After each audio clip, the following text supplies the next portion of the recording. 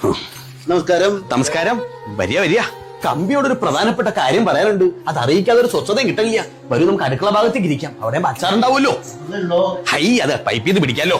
കുട്ടം കൊണ്ടുവന്ന സ്കോച്ച് എവിടം വരെ ആയി? അടിക്കൊരു മുടക്കവും വന്നിട്ടില്ല. 2 പെഗ് ബാക്കി വരും. ഞാൻ കൊടുത്തുവിട്ട് ജവാന്റെ ബാക്കി എന്തെങ്കിലും ഉണ്ടോ? അത് പൊട്ടിച്ചിട്ടില്ല. ഭാഗ്യമായി. വരണ വഴിക്ക് കമ്പിയുടെ മോനെ പറ്റി കേട്ടു. മഹാകുടിയനല്ലേ, തനി കവട്ട.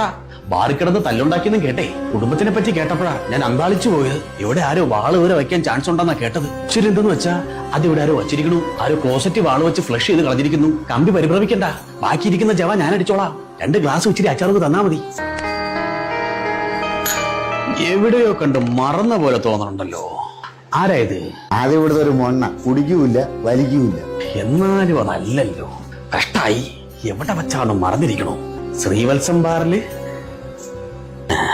B6 ബാറില്. അല്ല, തിരുമേനി മറന്നു. പണ്ട് നമ്മള് മൊണാർക്ക് ബാറില്. ഹായ് ചുണ്ണി, അമ്പട കുടിയാ ചുണ്ണി കുട്ട, നിന്നെ നാം മറക്കേ. എന്നാലും നീ എന്നെ പറ്റിച്ചിട്ടോ.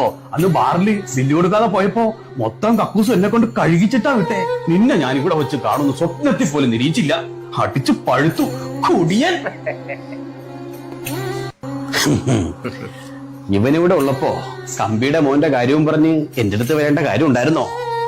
ആളെ വേണ്ടത്ര പരിചയമില്ലാന്ന് തോന്നുന്നു.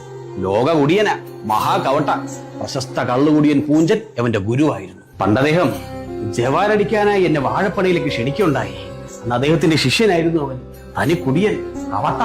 നിങ്ങൾക്കറിയോ, ലോക പ്രശസ്ത കുടിപ്രബന്ധത്തിലെ 2 പ്രധാനപ്പെട്ട വാളുകൾ അവന്റെയാ, ഈ കുടിയന്റെ.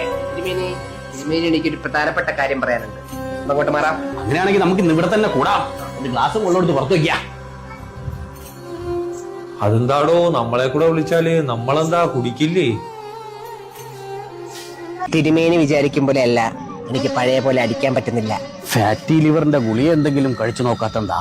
ബക്കാടി മുതൽ നാടൻ ബാറ്റ് വരെ ഞാൻ അടിച്ചു നോക്കി, ഫിറ്റാകുന്നില്ല.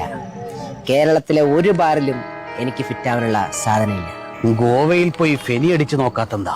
ചുണ്ണി, അനുഭവ സമ്പത്ത് കൊണ്ടും നിന്നോടുള്ള സ്നേഹം കൊണ്ടും പറയാ, ഇതിന് പരിഹാരമില്ല. ഇറ്റ്സ് അൺക്യൂറബിൾ. തിരുമേനി എന്തൊക്കെ പറഞ്ഞാലും എനിക്കിന്ന് 2 അടിച്ച് വാൾ വെച്ച് കിടന്നേ പറ്റുള്ളൂ. അതിനുവേണ്ടി ഒരു കുടിയൻ സഞ്ചരിക്കാത്ത വഴിയിലൂടെ എല്ലാം ഞാൻ സഞ്ചരിക്കും. ഒരു ഭ്രാന്തനെ പോലെ എനിക്കിന്ന് ഏതെങ്കിലും ഒരു സാധനം കിട്ടിയേ പറ്റുള്ളൂ. അതിന് തിരുമേനി എന്നെ സഹായിക്കണം.